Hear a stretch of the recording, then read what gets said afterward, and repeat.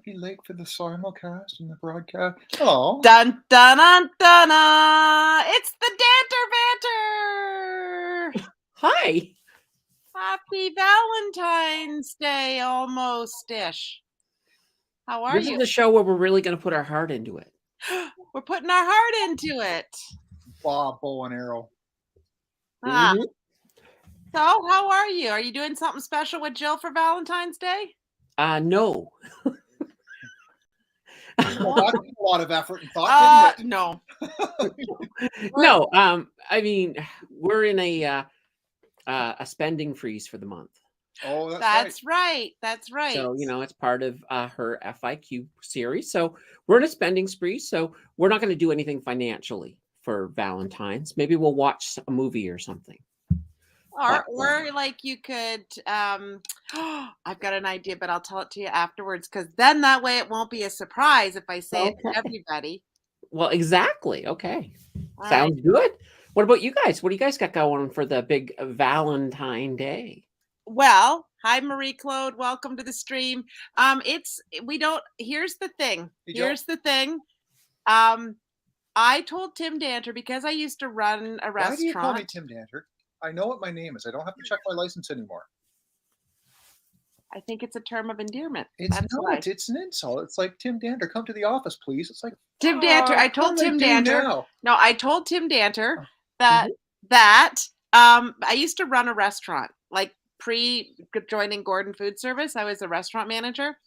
And I said to him, I will know you do not love me. I will know you do not love me if you take me to a restaurant on New Year's Eve, Valentine's Day, or Mother's Day. Do not take me for breakfast. Do not take me for lunch. Do not take me for dinner. Do not take me anywhere near those places. So we're not doing that. We will not do that. I would say that I don't know what we're going to do, but it's also our wedding anniversary 2 days later. So there you go. So do something in between those 2 days. Yeah, that's called the live stream, because that's Wednesday night. Oh yeah, we'll be here with you guys next week. Hey Dalge, do you know? Here's the funny thing. So on Valentine's Day in particular, you could totally tell on Valentine's Day itself. So on the 14th itself, you get who goes to the restaurants for a romantic dinner on Valentine's Day? People who forgot to buy gifts. Nope. Either people who are brand new relationships and they're young. So 17, 18, they get their girlfriend, they're taking them out, or old married couples. Do you want to know what third group? Okay. People whose relationships are on the rocks as they're trying to salvage it. Okay. Do you want to know, and possibly that, but you want to know when it's really interesting? The people who are like lovers, secret lovers, or dalliances, or things like that, always, either the day before or the day after. And you know how we could tell? Those are the happy people. Well, not only happy, they would be sitting. So if it was a booth, they'd be sitting side by side in the booth. You could put poop on toast in front of them. They would not care. They wouldn't say a word. They were totally into each other, and it would be like palatable that you could see what was going on there. I'm telling you, that is not what goes on Valentine's Day. You get that's not what happens on Valentine's Day. So anyway, we, Yeah. Well, the day after Valentine's Day, if you're a chocolate fan, that's when you can go to the stores and get the cheap chocolate. Yes. There you go. So, okay. So this has been a bit of an interesting week with all the newsy news going on. I got a question for you, though. Shoot. I watched your REIT video. And for those of you who have not watched Candace's REIT, which was Monday, you should watch it, because it's really interesting about dividends and stuff like that. What I don't understand is you had Slate twice. There's two different the U.S. investment, they're Canadian firm, but one was investing in U.S. The other one was Canadian. How come that? Correct me if I'm wrong. The biggest or the most positive was the Slate US. Right, but they're also different. So that was my question. How come? The Because Slate, they're commercial and all that stuff. well, no, they have different clients. So one of them was Slate Office. So Slate Office has commercial office retail in Canada. So it's not even retail, like it's not stores, it's all office and business. Whereas the Slate Grocery REIT, they all have little strip malls that surround all the big chain grocery stores. So that's why they're so profitable. But if you want to throw something else in there, those are the ones on the Toronto Stock Exchange. There's versions of these REITs as well on the American Stock Exchange. So you can get an American version of Slate Grocery, and it's still the same REIT, but it's listed on the New York Stock Exchange as well. So just to make it more complicated. Yeah, Jill says that's what the comment section is for. I wanted the pizzazz for tonight, Jill. I wanted the pizzazz for tonight. Well, and so you can find Candace's video on Mountain Finance. Yeah. If you haven't gone over to her channel. She does. Do we have a REIT? I think we do. And what is it in? I don't remember. Oh. Well, you want to know what tomorrow's video is? Yep. It's that deep dive that you requested. Canadian Tire. That's it. Canuck Canoe. It is Canadian Tire tomorrow. Right. And I bet you, without giving it away, I might have been right on part of it. Maybe. Yep, we'll have to find out. We'll talk about it next week. There you go. I was just about to say, you keep talking, she's not going to have a hook. Okay, You're going to dull the so Biden did his State of the Union address last night. Is that what that was? I didn't watch it. You didn't watch it. I thought that was his. Shush. So what do we think that it had? What effect do you think it has on the economy? Have we seen it today? What went on today? I don't really think it had too much effect. Right now, the economy is still all. First of all, we had Jerome Powell. He had his little conference. He had a little meeting yesterday. And if you actually watch the stock market while he was having his meeting, in the first half of his meeting, because he was having it's basically an interview, he was saying all positive things and the stock market was going up, up, up, up. And then as soon as he said, well, there might be additional hikes in the rate, stock market crashed. It's just funny because that's right now pretty much whatever the Fed says. That's where everything is kind of hinging. I don't think too many people are really concerned about what Biden is saying or, whether some woman in the audience is yelling at him, calling him a liar. I mean, who knows?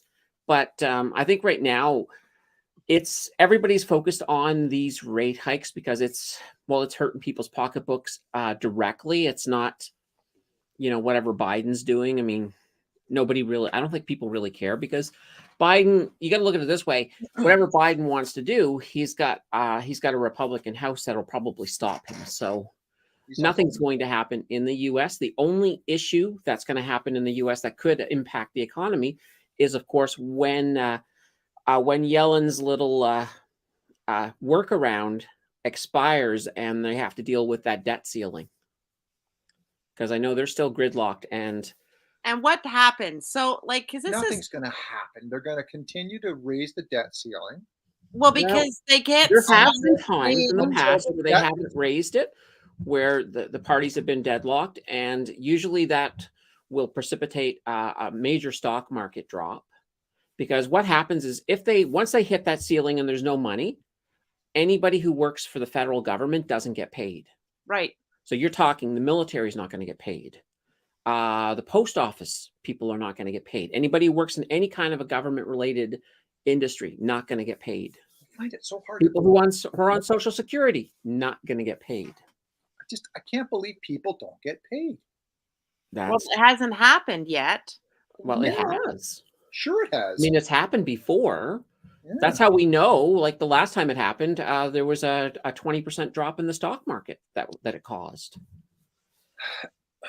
So right now we're looking at, I believe it's towards the end of June that the current, because basically what Yellen did is we're at the ceiling, but she was able to free up some money through the Treasury to sort of buy them a bit of time to get this sorted out.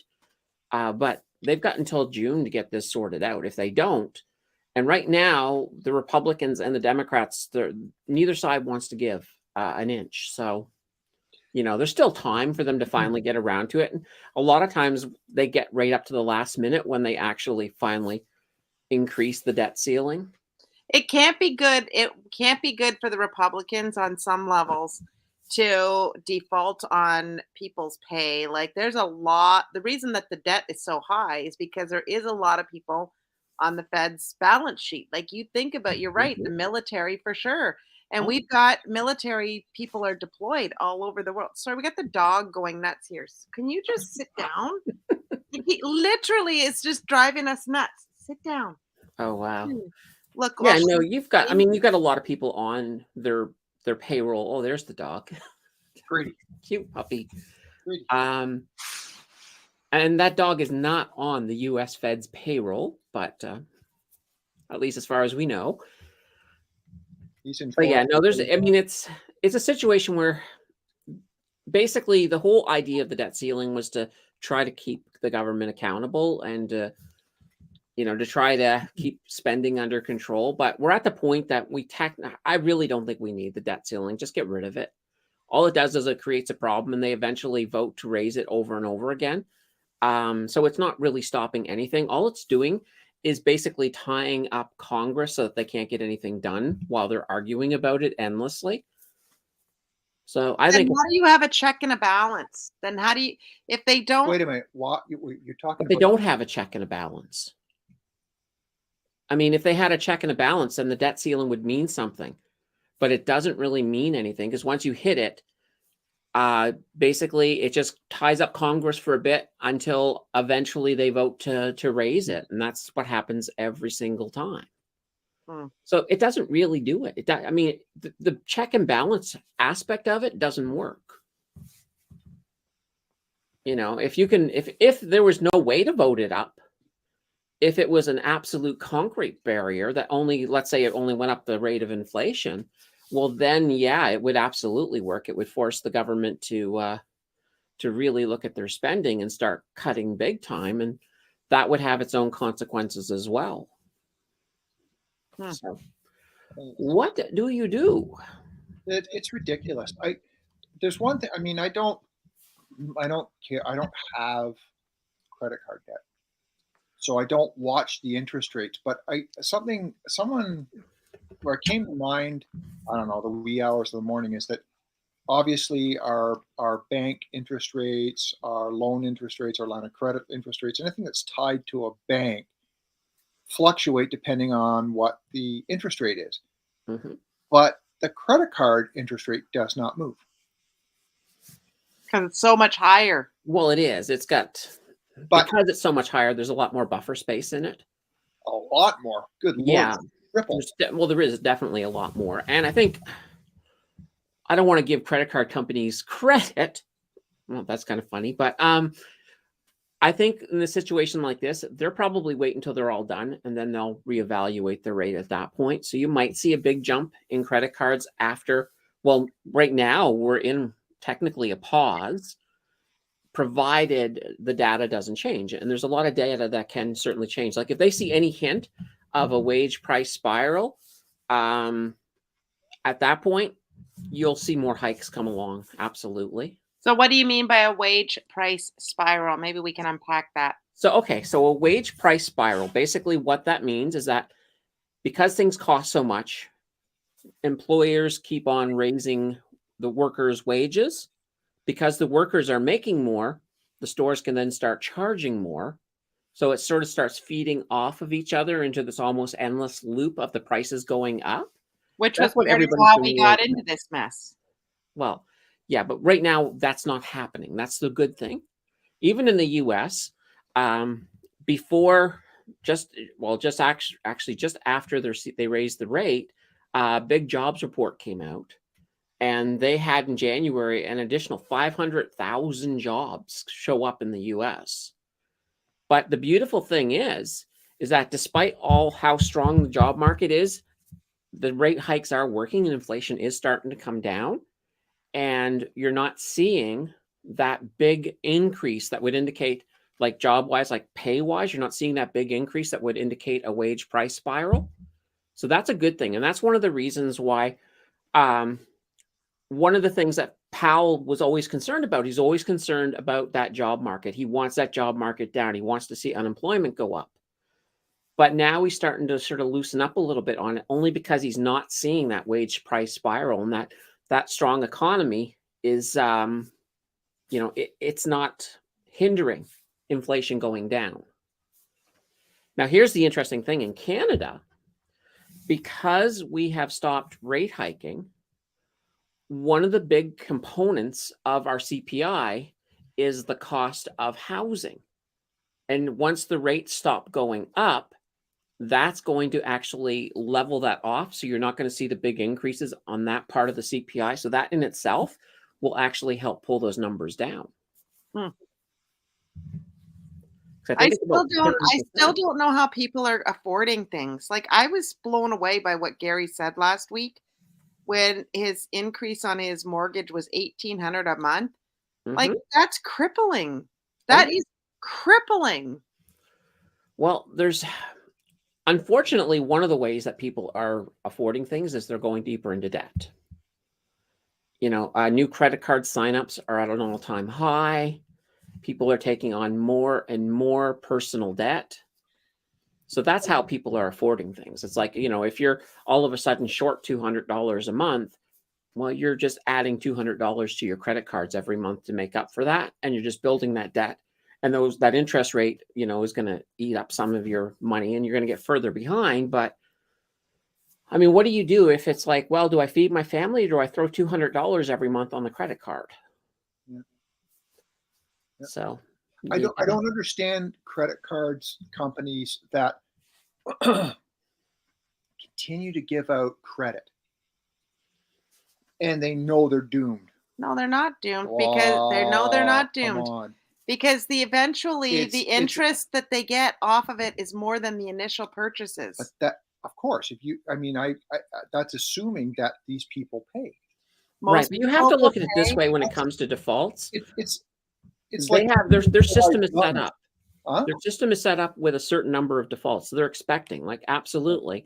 That's one of the reasons that interest rates are pretty high on some of these credit cards, is because when you're paying a high, like if you're paying 25% interest, you're not just paying for yourself. No, you're paying for the people who default. You're adding to the pool. And then in addition to that, they'll take the people who default, and they'll then sell those debts to credit agencies. And they usually will, they won't get much for that. Like, they'll send it for pennies on the dollar type thing. Mm-hmm. And then those credit agencies will hound whoever defaulted probably till the end of time. Because they're pretty ravenous. Yeah, I never understood those people that go to, I guess, the collections, and I understand they buy it for pennies on the dollar, but I wonder when it gets to that point that it's at that credit, agency, yeah, but they can. How much return do those guys? They get a lot. They really do. They do. So let's just say, for example, you defaulted on a loan. You don't know a lot about how the system works, and let's say you defaulted on $1,000 loan. I start calling you up everywhere. I start calling you at work. I start calling your wife. I start calling your kids. And then one day you finally decide to talk to me, and I'm like, listen, it's $1,000 debt. I'll let you out of this for $500, but you got to do it today. And, and a lot of people are like, wait a minute. I'm only going to pay half. Okay. Yeah. But what they don't realize is that I bought the debt from, let's say, Canadian Tire. I may have bought that debt for $20. Canadian Tire got for $20. Right. They've already written you off. And if I can get half, I've made a huge profit. So I don't have to. That's why they will always make big deals with you. They'll always make a deal. Like, if you ever are in a situation where you defaulted and you've got a credit card or a credit company after them, haggle with them. You could talk them down quite a bit. Yeah. Because it doesn't take much for them to make a profit. Well, but in the meantime, your credit score is pooched. Right, but Canadian Tire. Yes and no. Sometimes they don't actually put it on your credit report right away. Right. Sometimes they use that as their bargaining chip. Yeah, and Canadian Tire wants to sell it instead of just like they want to sell it to a a default company or a credit company, because then they can write the loss off the same way we can when we talk about buying a stock high and selling it low, Yeah. and that differential is a loss to us, and we can write that off against our Yeah, it's a So- different form of tax loss harvesting for them. Yep. And plus, they don't have to administer it. They don't have to hire collections or anything Right. like that. They just sell it, and it's like, okay, we write that off. Perfect.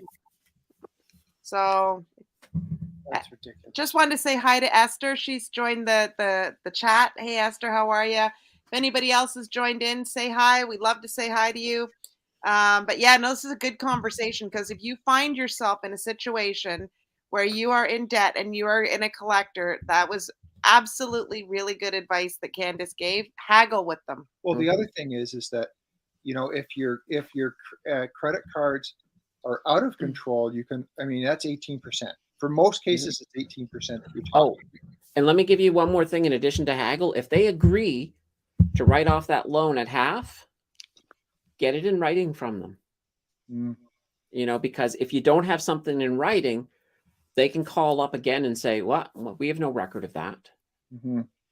Yeah. And they will do stuff like that. Some of them are absolute piranhas. So you always want to, anytime you make any kind of deal with them, get it in writing. Mm-hmm.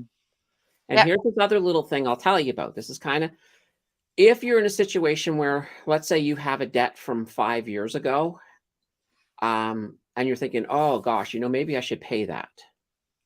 Well, here's the reality. If you go and pay it, and this is something that's sitting on your credit report already, that counts as a contact, which means that that stays on your credit report for at least another 7 years.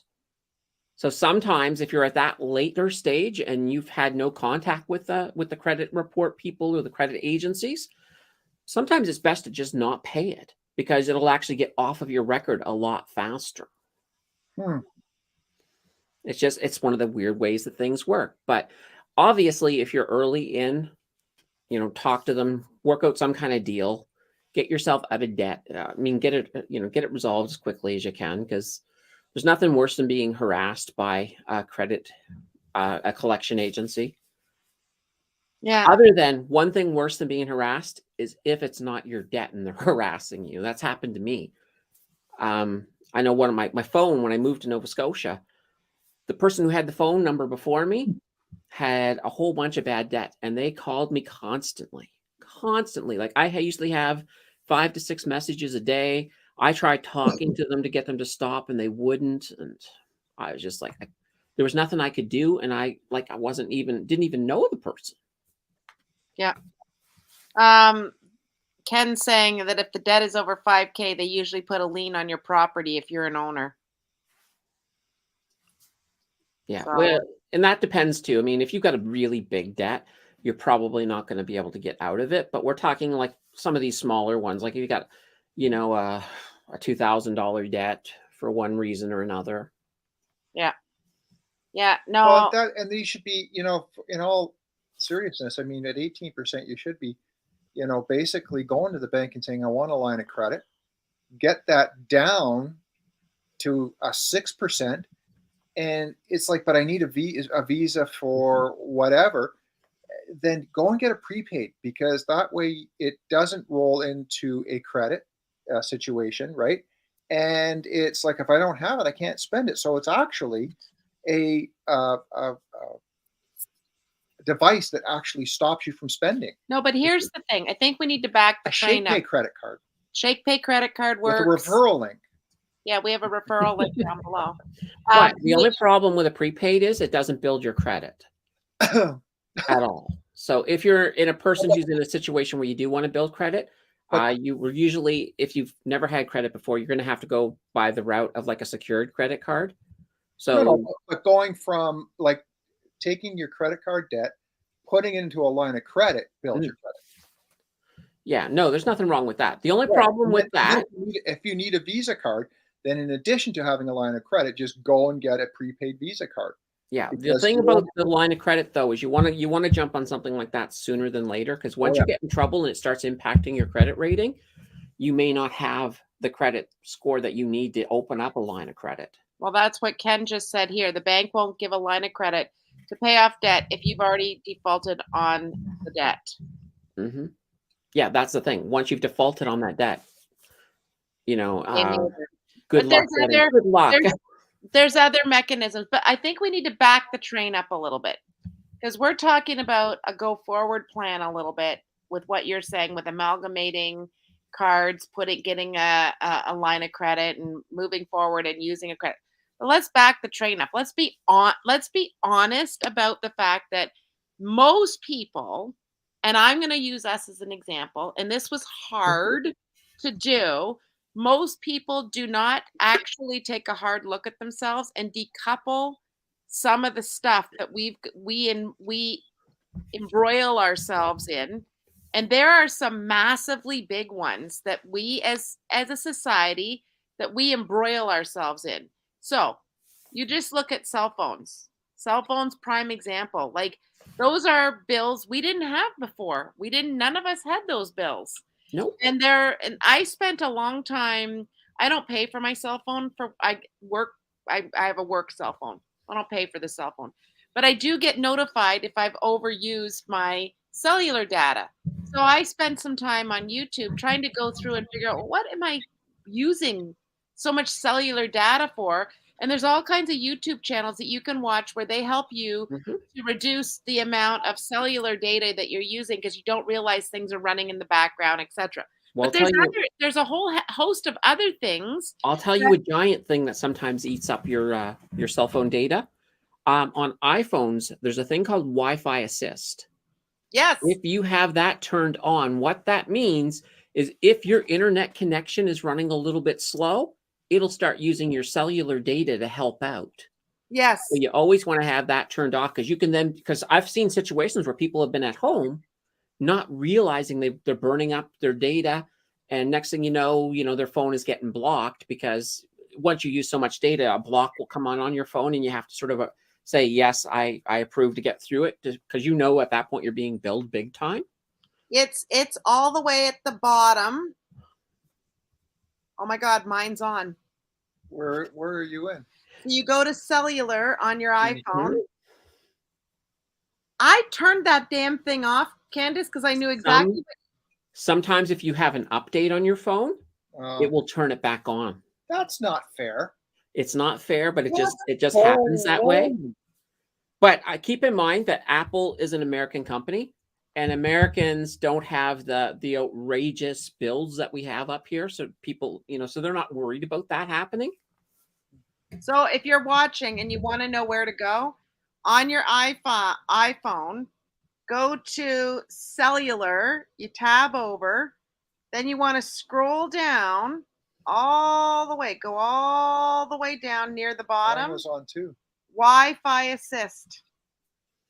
Yeah. And it says underneath it, automatically use cellular data when Wi-Fi connectivity is poor. And you know what else? iCloud backup. So when not connected to Wi-Fi, use the cellular network to automatically back up your iCloud. We shouldn't be doing that unless you should go through that cellular, and you should look at all the apps that are using, because there's apps that shouldn't be using your Wi-Fi at all, or your Wi-Fi, your cellular. Like especially if it's just some crazy little app that wants to update something, only have the essential apps when you're out and about. Like maybe you might want a social media or something, but just have something essential. Turn off anything that's like a program that you maybe only use every so often. Turn those off in the cellular, because there's no point letting them eat up any of your cell time. Right. Interesting. And so I that was one of the things. So cell phones is one. So cell phones is a big money sucker for sure. But then you think about all of the years ago we did this as a cost savings mechanism. We removed ourselves from cable TV and we went on to internet only, and we at that point in time there wasn't a lot of stuff to stream. This was pre-Netflix. I don't even we had know. Netflix. Netflix was out still. For sure. But now there's Netflix and Disney Ugh. and Amazon Prime, and there's Paramount. Crave and Paramount and da-da-da. Well, there's all kinds of free services you can Like use, Pluto. like Pluto, and there's a couple of other ones that are really, really good. And so, but here's a tip I heard from somebody that you can, and this was one of these YouTubers that I was watching on the phone thing. You can pay per month for the, like, you don't have to go, oh, okay, I need Netflix every month. They say you're into a series and you're not watching it on Netflix, don't cancel your subscription. Yeah. You can reload it up at any point in time. And Netflix is just, they were sort of the first guys out and stuff, and there was a lot of password sharing and stuff. Just in the news today that they're now going to start to crack down on the password sharing. Yeah, $7.99 if you want a second password, like a second person to use your Netflix. Yeah. That's okay. Then, in addition, No, do you know the other thing? And Tim showed me this one too. Again, going back to your phone, do you know how many things I was mindlessly paying for that I had forgotten? And they tell you to go through your subscriptions. So I love Spotify, and I pay for Spotify. I love it's when I travel, I can download my Spotify and I can listen to it on the airplane, and I shut everything else out. So I'm very aware that I'm paying a fee for Spotify. Ooh. But there was a couple of others that you've said you go through our Visa statement on a regular basis and go, did you pay for this? But you can actually look on your phone to see what subscriptions. But people don't realize that sometimes you've paid for it. Where you get caught and you don't realize it, if you happen to forget, is you can get the free trials, which are like 3 months. And there must be some psychological thing with 3 months, because it must be 3 months, and they say, oh, a quarter or 30% of the people after 3 months are going to forget it, because, okay, sign up for the free 3-month thing, but enter your credit card. You must cancel, 2.5 months in, or whatever the case is, or you'll start to get charged on your credit card, right? Okay, well, I'll do that because I'll remember to cancel it, right? They're just like they're hedging that, just like Visa hedges, they're going to have a certain amount of defaults. Netflix and all these free, trials, and then clicks into a credit card must have a hedge about people who are going to forget it, and then it just starts to, and they're sneaky because it's so low. That's the thing. Under $10. That's the thing. Well, I know. I just recently checked my subscriptions, and I had Apple Arcade, and I'm like, what? I've never even heard of Apple Arcade. I never signed for it, but I think what happened is when I was signing up for Apple Music, I think it's just one of them screens that you're just quickly tapping your way through, probably popped up and said, oh, do you want this too? And probably defaulted to a yes. So you would have had to have turned it off. And I think that's how they managed to get me on that one. So I almost pooped myself when I saw Audible. Oh, it was Audible. And it was like, and so I phoned in and stuff, and he goes, yeah, no, I'm not seeing. Oh, wait a minute. He says, you have an active account with Audible US. And I said, what? He goes, yep, it's active. And you know what? God love them, and shout out to Audible. They refunded me right back to, because they could see I didn't use it. I mean, Audible's a good company, and they have a good product, but I mean, if you're not using it, you shouldn't be paying for it. We neither of us remembered to sign up for it. So I'm just going to answer Marie Claude's question. Where do you see the subscriptions on iPhone? So where your face, like where it says go to settings, where your face is. Let me see if you can see my little face that says Nancy, Apple iCloud, mode right there. You click on that. I'll see your phone number. No, just kidding. Even if I gave it to you, I'm terrible at answering the phone. Yeah. And then right after, as soon as you click into it, it's like the fourth thing down. It says subscriptions. Mm-hmm. Just go and have a look at what's in there. All of these little things. Can you imagine? Okay, let's do the math on this. Just say, for instance, let's just say, stop confusing me. Let's just say you have 3 different subscription-based television services. You've got Netflix, Amazon Prime, and let's say you've got Crave. Just say you had 3. And then you did our tip. Amazon Prime, that's a year-long thing that you pay to get Amazon Prime. It's a one-time thing, correct? Am I You can correct? do it monthly as well. It's monthly as well. Is Yeah. it? Yeah. What did it move to? I'm not Anyway. sure what it is right now, but also any of these ones that are monthly, if it's a service that you are going to be using for a year and you know it, then see if they have a cheaper price for the yearly deal, because usually you can save about $20, $30. $20, $30. You're absolutely correct. Yeah. So, okay. So let's just say you reduce 2 of those down and you go, we're going to get into a Netflix series. So we're going to pay for Netflix this month, but we're going to get rid of Crave and Amazon Prime because we know we're not going to use that. And we've checked our subscriptions. You know, you go, okay, so let's do the math on that. So you say, let's just say $8 a month is the subscription fee for Amazon Prime. Just say. Plus, what was the other thing? You're going to get rid of Netflix, which Ken just said was $25. No, he pays 25. I pay 14.99, 15. Call it 15. Okay, so that's $19 a month. And just say you have a subscription to Audible that you found out that you had that you didn't realize you were paying. And what was that fee per month for Audible? Was it $10?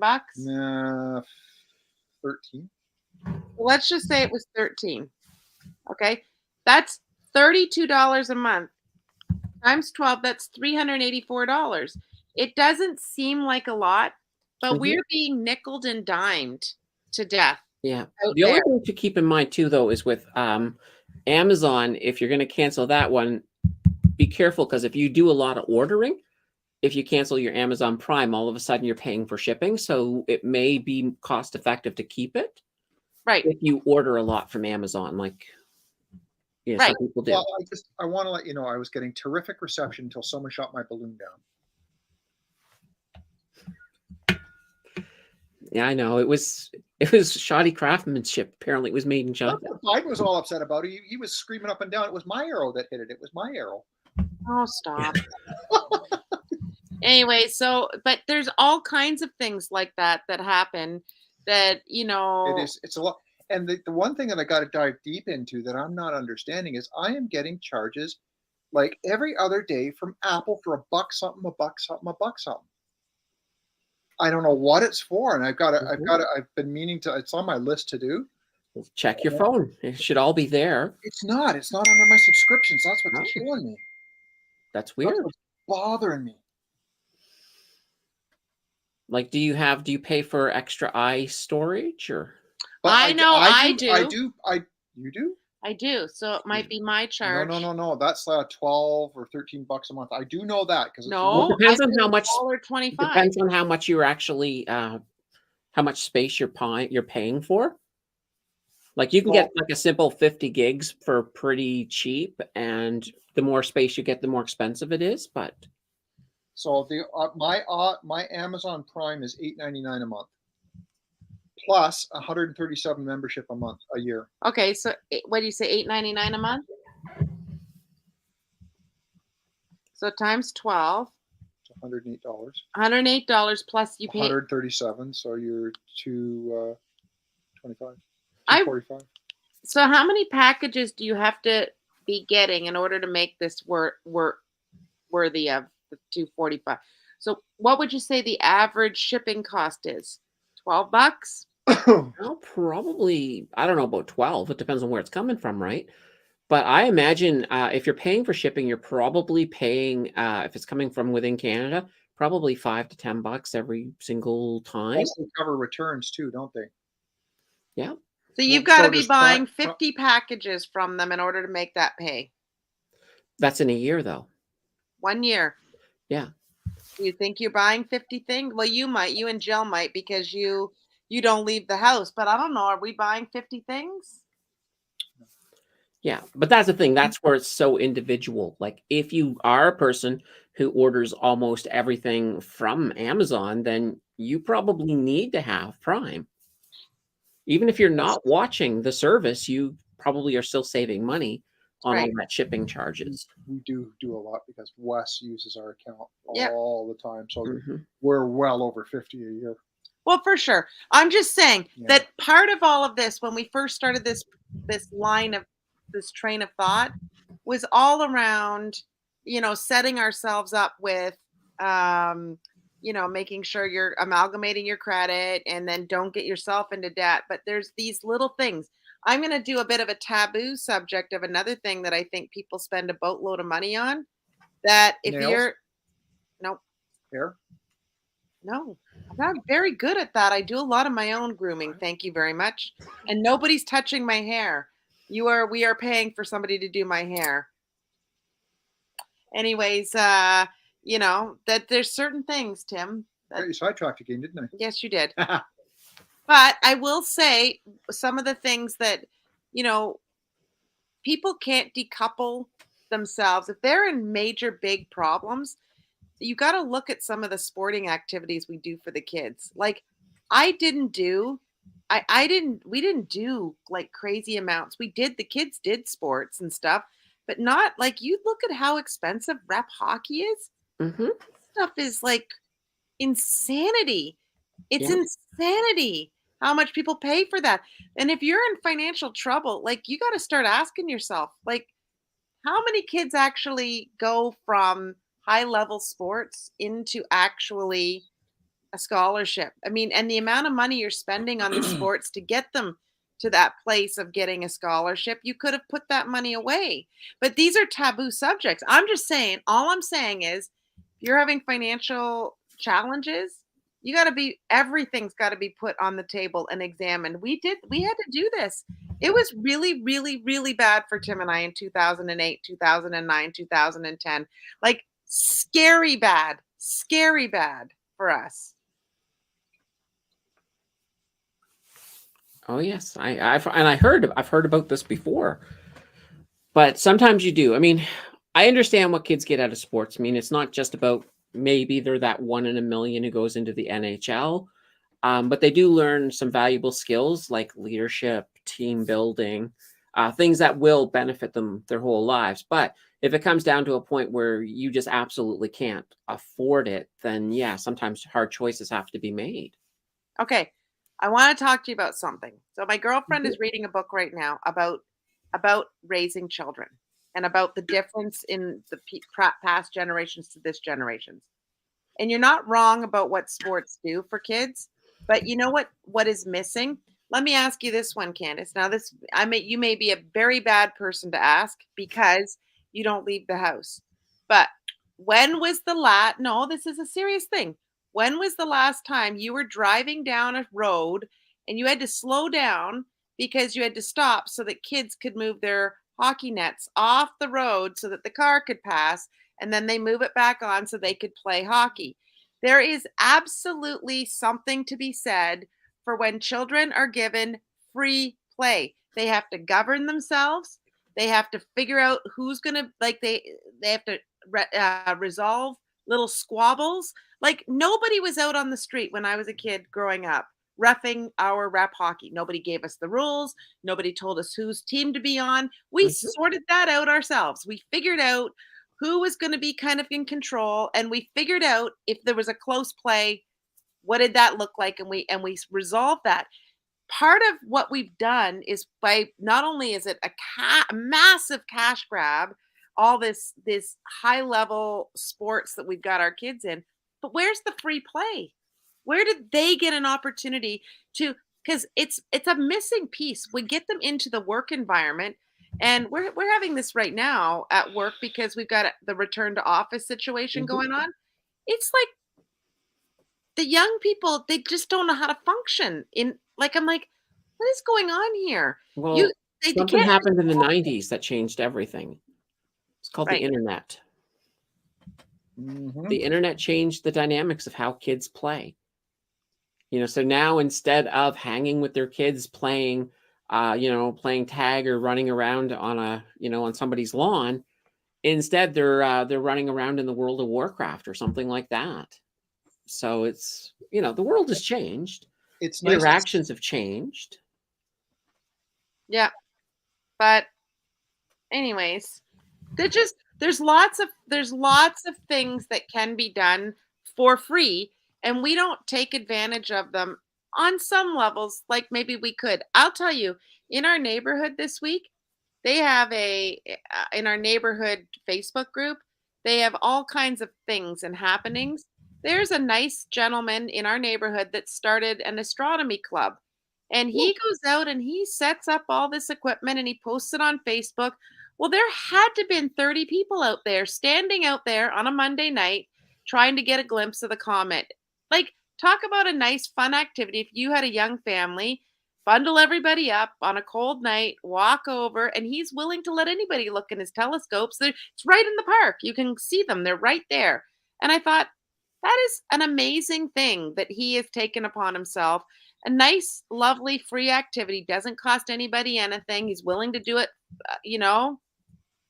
So, Yeah, no, I mean, I think even though the internet has taken things over, I think as parents, it becomes our responsibility to sort of create opportunities outside of that the children would be interested in.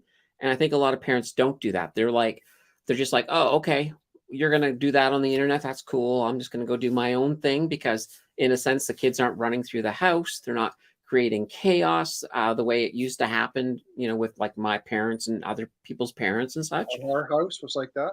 Yeah. And I think we kind of just have accepted it. But I think if you actually create some fun events and make that part of the family ritual, like, maybe once a week, we're going to go and spend 3 hours doing an activity every week, then it becomes normal and it gives them an opportunity to get out and actually participate in some different stuff. mhm. Well, and it goes along with, that this goes down a rabbit hole anyway. But it goes to all of the free stuff going on. We, like here's the other thing. I love taking my mom loves to watch hockey, loves it. So I took her to see my girlfriend's daughter play hockey. Mhm. And I sat there and we ended up, I bought her a cup of coffee and I had a cup of tea. So I did spend a little bit of money. But any arena, any hockey arena, you can go into it at any point in time, wander up to stand and watch a hockey game. If you like that and you want to get out, there you don't have to know anybody. You can just go and watch any hockey game and decide I'm here for the red team. I do the same thing, but I do that with court. I go and watch court cases. You do not. They're free. You do not. Court cases? You could walk into an open public court and just watch the cases going on. I suppose. I mean, it's no night court, but still, I mean, it might be amusing on some other level. Oh Lord. Anyways, my whole point, our whole train of thought tonight was, it's February. We've all got our Christmas bills are rolling in. We're getting tax stuff like pulled together. It's cold. Get a little bit jiggity in the winter months. You and Jill are on a financial freeze right this month and all the rest of it. And you know what? Honestly, it calls into question that this is the perfect time of year to sit down and actually examine, well, what am I doing? What are we spending money on? Does that make sense to spend money on that?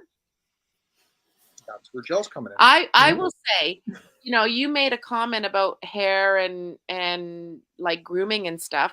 I will say one of the things that I love doing is I go to Shoppers Drug Mart and they've got the Life brand products. They've got they've got face masks and feet masks and hand masks. And so you can do, if you go to Shoppers and like for $20, They still have the bank masks?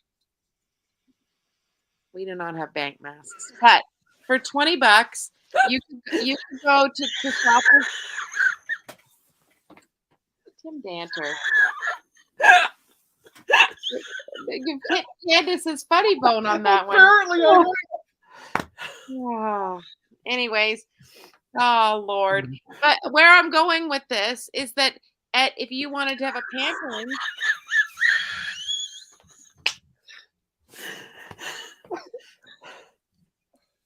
What is so funny?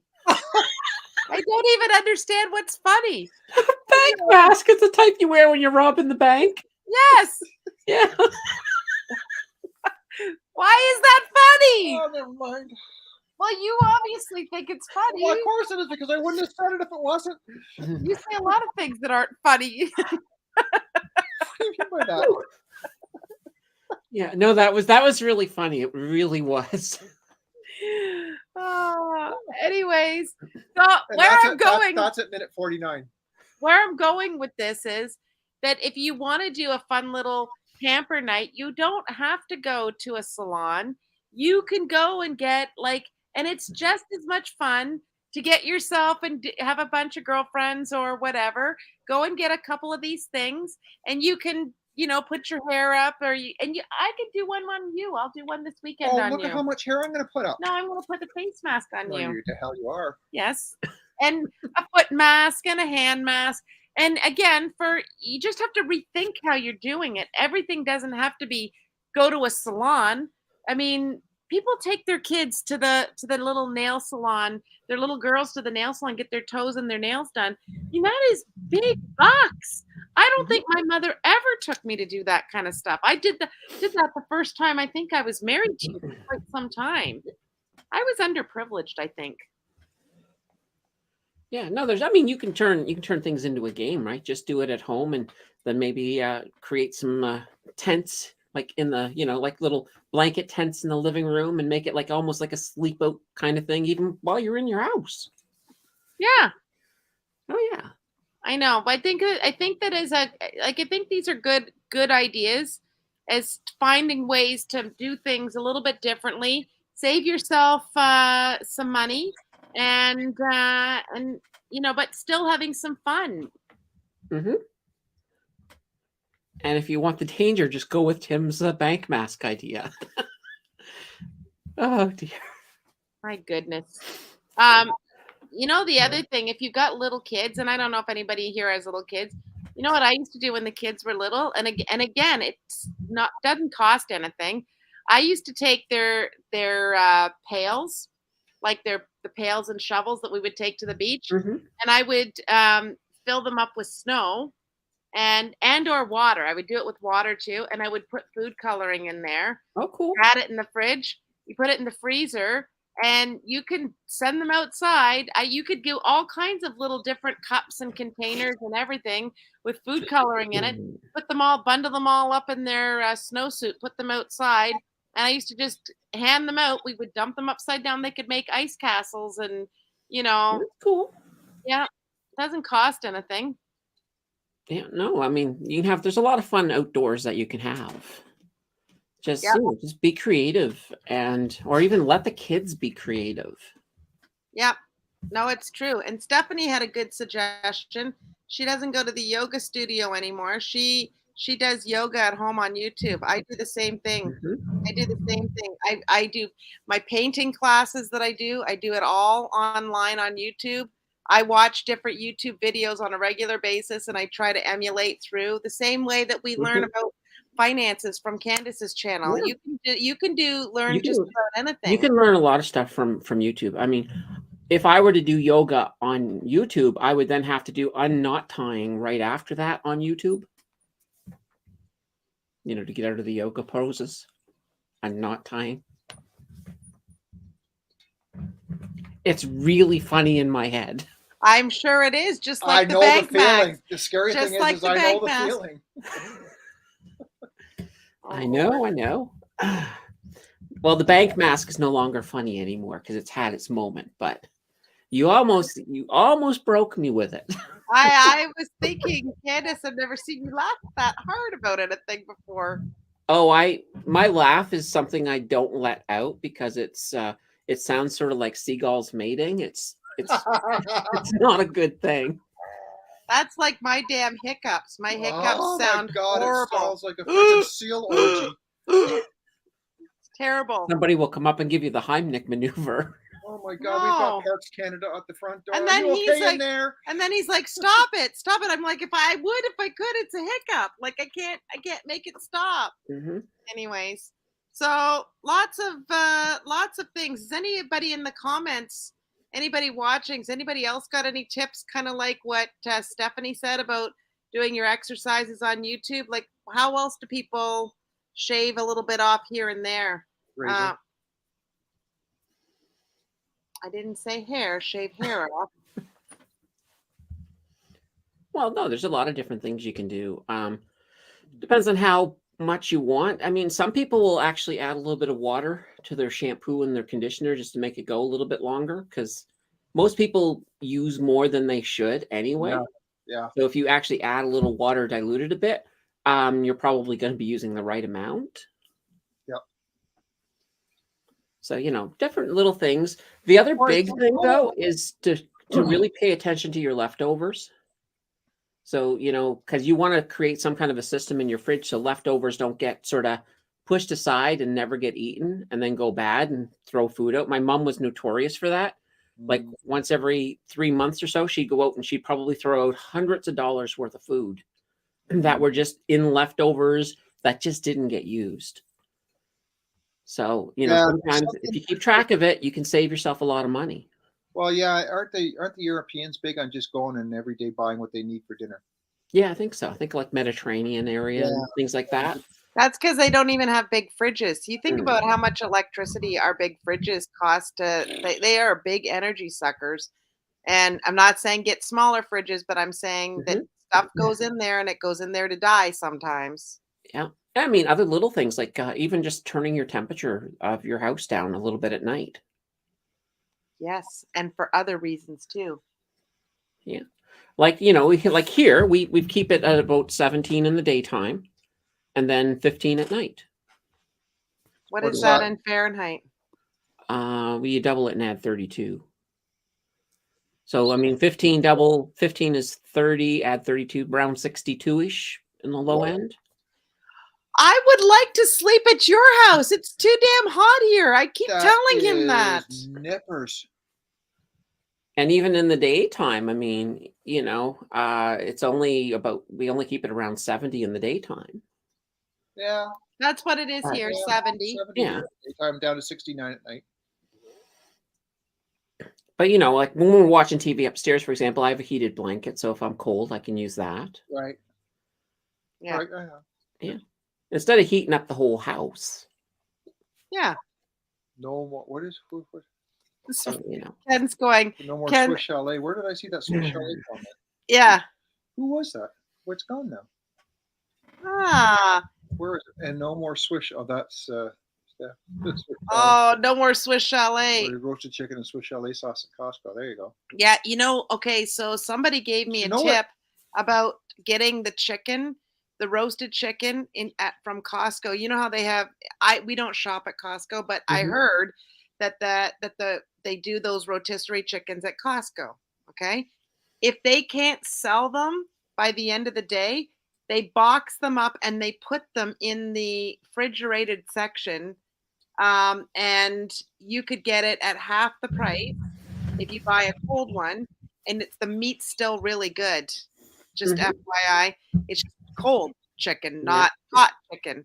But I think a lot of these stores now, they don't put on enough chickens to get through the day, because anytime we've gone to get chickens, if we go later in the day, they're already sold out. Wow. Yeah. Because they don't want to have to do that. They don't want to have to box it up and sell it at half price. So, hey, we haven't seen Twin World Games review. It's been a while. It's been good to see you. Glad you could make it. Yeah. The other thing we did, a girlfriend of mine did a chicken, she roasted a whole chicken off in the oven. We had them up at the cottage last weekend, and it was so good. And she cooked the whole thing off, and we had so much meat left over. She took the bones home. She made soup, and she had so much meat left over. She was able to put some in the soup, and we were able to make chicken salad for the week for her family. So these things are little tips. Like anything that is processed down. So if you get a, boneless, skinless chicken breast, that's going to obviously cost you more than if you process the whole bird yourself. So another interesting way to save some money too is most most communities have like a free group on Facebook where people are just saying, look, I got this thing, I don't want it. All you got to do is take it away. And half the time you can get some really good stuff on that. So Yeah. it doesn't hurt looking at it because you never know. Yes, and some of the fruits and vegetables in most grocery stores, they've got at the back, they've got vegetables and fruits that are about to spoil. I think we've talked about this before. And if you go and pick those up, you can get them sometimes 30-40% off. You could take that down, and even if it's soft in one spot, like say it's a pepper, it's perfect on most sides except for one side is a bit soft. Cut out all of that other stuff and throw that bit away. Like you can process down some stuff very, very, very easily and save yourself money. If they've got some brown bananas there, but they're really dirt cheap, pick those up, bring them home, you peel them, cut them, put them on a baking sheet, throw them in the freezer. Doesn't take long. They'll flash freeze individually. Throw those all in a baggie, and you've got instantaneous stuff to put in overnight oats or to put into smoothies. Like there's all Or kinds more of importantly, to make banana bread. holy banana bread. I'm just saying. Yeah. And anyways, yeah, there's all kinds of tips and tricks like that you can use to, to spread things out a little bit. Yeah, and sometimes even if something isn't marked down, but it's expiring that day, if you take it to customer service, half the time they'll mark it down right there for you. Yeah.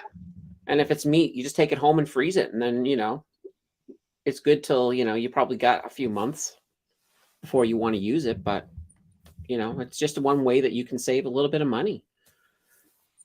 And with with the food price of food continually going up, it doesn't hurt to save whatever you can. So with the price of food going up, is anybody in the chat thinking of starting their own vegetable gardens now in the yard? Does that seem more palatable to some people than it did before? Do you know what I saw the other day was it had to have been in Europe or maybe it was down in the hills in the U.S. But this person actually encased their house in a greenhouse because they were able to grow things all year round, but it also was heat. Mm. And it was like, okay, I don't know how mold resistant that idea is, but on kind of smart. I mean, their house couldn't have been that big. Otherwise, you'd need a pretty big greenhouse. It was huge. It was the thing was huge. It was Wow. yeah. They built it themselves, but it was a self-contained greenhouse, and it was like you looked and it's like, oh my god, they're growing everything in there. Yeah. Well, and it acted in the cold weather. Here's Yeah. another interesting thing too. Some big cities in Canada, so Winnipeg and Toronto, both have chicken pilots going on, allowing people to have chickens in the urban setting. Yes. And you know why? Have you heard about why they're doing that? For eggs, I assume, with the price of eggs going up, but It's not just that, but most people, if they could have, what do you feed chickens? Let me ask you that question. What do you feed chickens? well, I mean, a lot of people feed it grain, bugs. Some, but also kitchen scraps. You can put out if you're taking the tops off of strawberries, if you're peeling apples, if your kitchen scraps can go out into a chicken yard. And just by doing that, there was a study done, and I think it was, I want to say Amsterdam or Denmark, one of those two, where they allowed that, and it reduced the amount of stuff going to the landfill. So it was self-sustaining.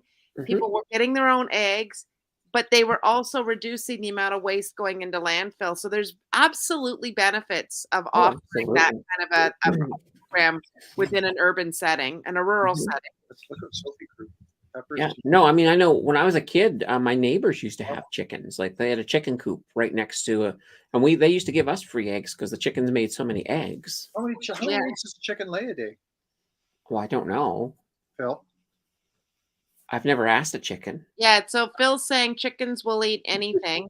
And, like this is a good idea too. Some neighbors are doing vegetable swaps. Like book swaps on the front lawn. Do you know what I did with a group of friends and I don't even know if you remember this, but there was a while there where we were doing I think there was 4 of us, and once a week we made the meal for the other for the other 4 moms. And so it was really good because we do casseroles and you could do large batches of things, and it was something that you wouldn't normally cook for yourself, like some people's recipes of things. And so I learned how to do all kinds of things that I would never have thought to do. And it was from that casserole exchange. No, So, cool. Well, that's the thing. I mean, neighborhoods before, well, once again, before the internet, people used to actually know all their neighbors. And, if you're someone who grows a lot of cucumbers and your neighbor grows a bunch of tomatoes, you just swap them back and forth type thing. Because that's what neighbors kind of were built around, being able to everybody could sort of work together as a neighborhood and make it better for everybody. Now we've kind of lost that nowadays because most people don't even know the name of their neighbor. I don't know the name of either of my neighbors. I might be able to recognize them, maybe, but I can't even guarantee that I could. I don't even know if I could pick them out of a police lineup. It's yeah. yeah.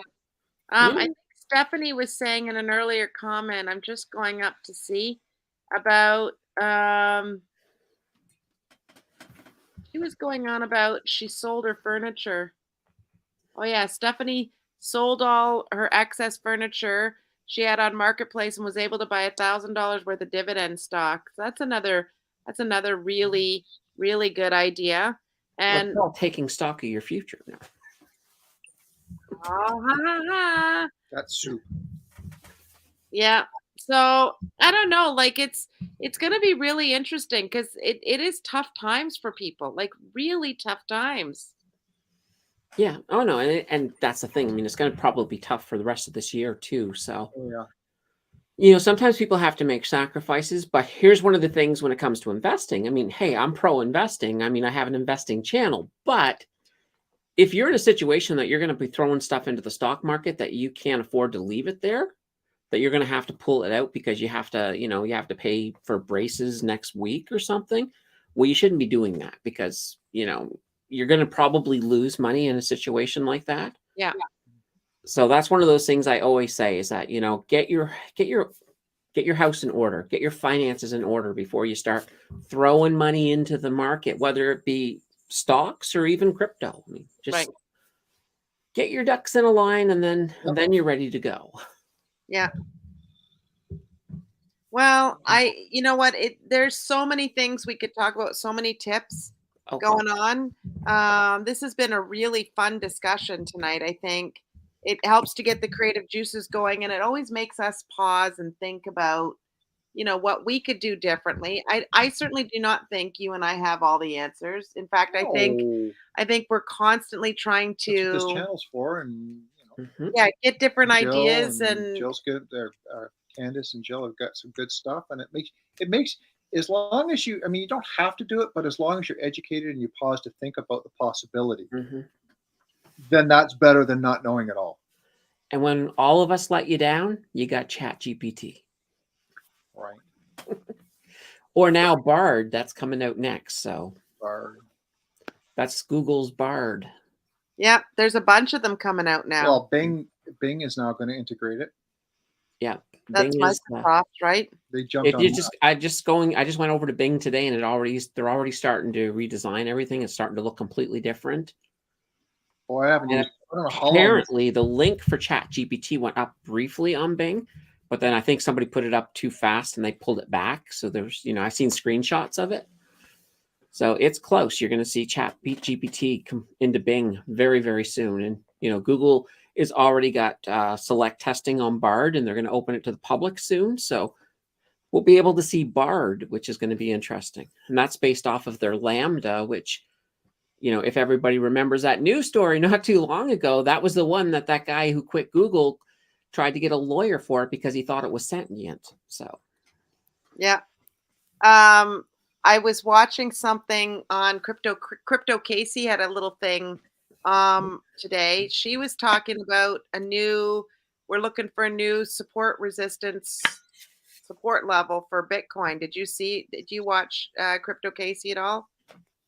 I actually saw something. I saw the thumbnail. I didn't actually get a chance to watch it, but she was mentioning that there's a bunch of different key support levels that are coming up for Bitcoin. So there have been and I don't know who. I just saw it in an article that there were some analysts who are actually predicting Bitcoin to make it to 45,000 by the end of the year. I'm still a little bit hesitant because that's a lot of market cap you got to bring in. And I don't think without that regulation, we're going to get it.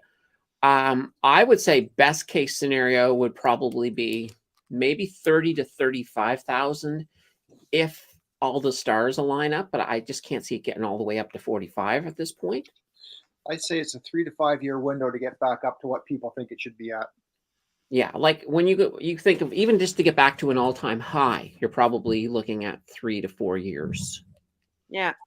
Well, she said the resistance level or the resistance level is 24,300. So that's where we're watching. I was looking at it. I was looking at it this morning to see where we were actually at with Bitcoin. I haven't looked. Actually, I don't have the app.